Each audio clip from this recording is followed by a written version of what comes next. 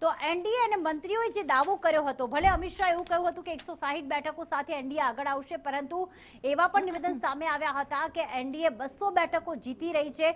અત્યારે કેટલી બેઠકો પર એનડીએ આગળ ચાલી રહ્યું છે, કેટલી બેઠકો મહાગઠબંધન પર આગળ ચાલી રહ્યું છે, વધુ અપડેટ સાથે કૃષ્ણા જોડાઈ ગયા છે. જી કૃષ્ણા. જી બિલકુલ, એટલે એનડીએની આ ખૂબ મોટી જીત છે લોકસભાની ચૂંટણી પછી. એક એવું રાજ્ય કે જેના પર સૌ કોઈની નજર હતી, અને એક એવું રાજ્ય છે કે જે દેશની દશા નક્કી કરવામાં પણ મોટી ભૂમિકા ભજવતું હોય છે. ઉત્તર પ્રદેશ બાદ એક મોટું રાજ્ય કે જ્યાંથી 40 MP આવતા હોય છે, અને આ જ એ રાજ્ય છે કે જ્યાં અત્યારે કેન્દ્ર સરકારમાં જ્યારે ગઠબંધનમાં સૌથી મોટી ભૂમિકા જેડીયુ ભજવી રહ્યું છે. એક મહત્વની ભૂમિકા જેના ટકા પર આ સરકાર ટકેલી છે, જેના ટેકા પર એ જ રાજ્ય અને બિહારમાં અત્યારે આ પરિણામો સામે આવી રહ્યા છે. ઘણા બધા એવા ચહેરા જે મૈથિલી ઠાકુર સહિતના ચહેરા, કલાકારો, કોઈક આગળ કોઈક પાછળ, ચર્ચા આપણે કરીશું.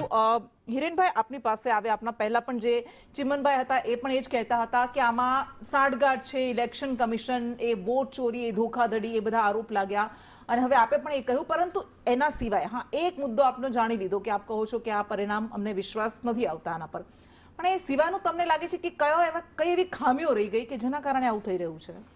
એટલે કૃષ્ણભાઈ, મેં પહેલાં પણ કહ્યું, ફરીથી કહું છું કે જે અમારી આશા છે, અપેક્ષા છે, અમારી મહેનત છે, અમે ધરાતલ પર જે કામગીરી કરી છે, એના પછી તમે એમાં ફ્લક્ચ્યુએશન તમે 5-10% તમે કહી શકો કે ક્યાંક તકલીફ છે, ક્યાંક અમારી મહેનતમાં કંઈક ઉણપ રહી ગયું હોય, ક્યાંક અમે ઉમેદવાર પસંદ કરવામાં કંઈ તકલીફ રહી ગઈ હોય, એટલે તમારી પર્સન્ટેજમાં બહુ માઇનર ડિફરન્સ હોય.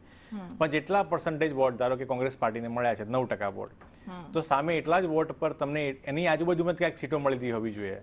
પણ જે એલજેપી પાર્ટી છે ચિરાગ પાસવાનની, એ 5% વોટમાં 21 સીટો લઈ જાય છે, અને કોંગ્રેસ 9 વોટ પર 5 સીટો આવતી હોય. એટલે આ તમે જે જનાદેશ આપણે નામ આપ્યું, એ જનાદેશ કહી જ ન શકાય.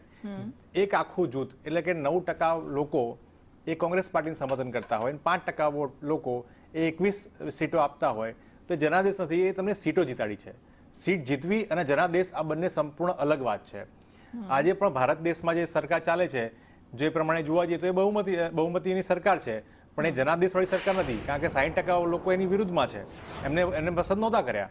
એટલે વાત એ છે કે ત્યાં જીતવું અને ત્યાંના લોકોના લોકપ્રિય હોવું, ત્યાં કામ કરવું, એ વસ્તુ અલગ છે. જે પ્રકારે સિસ્ટમમાં એ ડેફિનેશન આપણે ક્લિયર કરવી જરૂરી છે કે તમે જીત્યા છો એટલે તમે લોકપ્રિય છો એ વાત નથી, તમે જીત્યા છો એટલે તમે સાચા છો એ પણ નથી, તમે જીત્યા છો એટલે તમે સારા જ કામ કરો છો એવું પણ નથી. જે પ્રકારની આ જે છે, હું સ્પષ્ટપણે માનું છું કે આ ભાજપ નિર્માણની આખી વાત છે. ભારત નિર્માણ ત્યારે થાય કે 10,000 રૂપિયા ગુજરાતમાં પણ મળે. નિધિબેન, કૃષ્ણાબેન, તમને આવ્યા કે 10,000 રૂપિયા? મારી વાઈફને પણ નથી આવ્યા, અને જ્વલંતભાઈની વાઈફને પણ નહીં આવ્યા હોય, કે એમની બેન પણ નહીં આવ્યા હોય. આવું કેમ થાય? જો તમે ભારત નિર્માણની વાત કરતા હોય, રાષ્ટ્ર નિર્માણની વાત કરતા હોય, તો ગુજરાત રાષ્ટ્રમાં નથી આવતું. વાત એ છે કે તમે તમારી ચૂંટણી જીતવા માટે તમે જે પણ પ્રકારના હથકંડાઓ અપનાવતા હોય, એમાં લોભ, લાલચ, સામ, દામ, દંડ બધું કરતા હો, અને પછી તમારા જે રિઝલ્ટ આવે એ તો છે જ, પણ એના કારણે ખરેખર પરિસ્થિતિ ત્યાં બદલાઈ છે કે કેમ, એ તો ત્યાંની ત્યાં જ છે પરિસ્થિતિ. ગુજરાતમાં પણ આ જ પરિસ્થિતિ છે, અને આપણે એમને કેવી રીતે કાવા દાવાથી જીતી રહ્યા છે એ વસ્તુ અલગ છે આખી.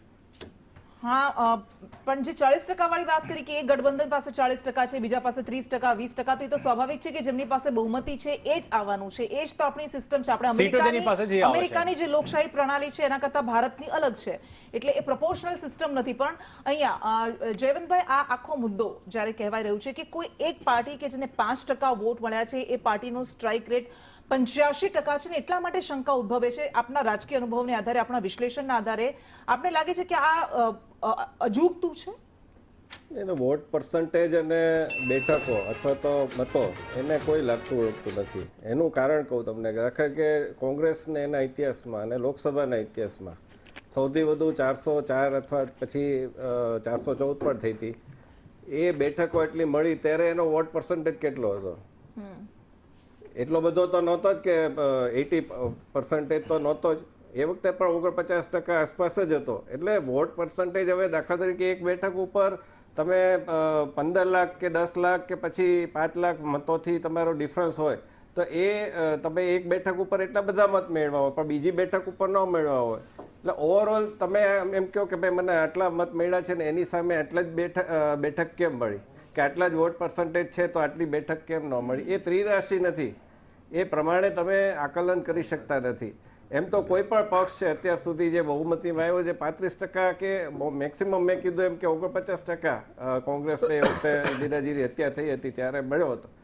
તો એ પ્રમાણે એ નહીં થઈ શકે. એના બદલે તમારે આકલન કરવું પડશે કે કોંગ્રેસ ક્યાં કાચી રહી ગઈ છે, ક્યાં રાષ્ટ્રીય જનતા દળ. આજે દાખલા કે હું કહું 2015માં જ્યારે બિહારની ચૂંટણી હતી ત્યારે નરેન્દ્ર મોદીએ જે રીતનું એક પ્રકારનું અહંકારી વલણ અપનાવ્યું હતું નીતિશ કુમારની સામે, ડીએનએ ને આ બધી વાતો થઈ હતી અને એ સામે એમને પણ બહારી ગણાવવામાં આવ્યા હતા. તો એ વખતે બિહારની જનતાએ નહોતા પસંદ કર્યા, એમને મત નહોતા પણ મહાગઠબંધનને આપ્યો હતો. આ વખતે તમે રાષ્ટ્રીય જનતા દળનું વલણ જુઓ કે ક્યાંક અંશે રાહુલ ગાંધીનું વલણ જુઓ તો એ જ પ્રકારનું અહંકારી વલણ લાગતું હતું કે ભાઈ રાષ્ટ્રીય જનતા દળવાળા ગઈકાલ સુધી એમ કહેતા હતા કે જો અમને નહીં જીતીએ તો નેપાળવાળી થશે, જૈનજી આંદોલન થશે. આ પ્રકારનું નથી. પપ્પુ યાદવે પણ 2024ની ચૂંટણીના પરિણામ વખતે આ પ્રકારનું કીધું હતું કે કફન બાંધ કે જાના. તો આ પ્રકારની વાતો કરવી તમે નમ્રતાથી તમે કરશો ને તો લોકોને હંમેશા એ પસંદ પડે છે. ઇન્દિરાજી પોતે પણ જ્યારે ચૂંટણી હારી ગયા 1977માં અને પછી 1980માં ગયા ત્યારે નમ્રતા સાથે ગયા હતા. એ વાત સ્વીકારવી પડશે. તમે તમારી મુદ્દા મૂકો, એ બધું જ મૂકો, પણ તમે વડાપ્રધાન માટે પેલા તોછડા શબ્દો વાપરો, એને તુકારે બોલાવો, આ પ્રકારનું વાતો કરવી, માછલી પકડવા પડવું તમારે તળાવમાં, એના કરતા તમે લોકોને સુધી પહોંચો. તમે આજે વચ્ચે વચ્ચે મલેશિયા વયા જાઓ છો, મધ્યપ્રદેશમાં જંગલ સફારી માટે. આવીશું આપની પાસે. મહત્વપૂર્ણ સમાચાર પ્રીતિ અપડેટ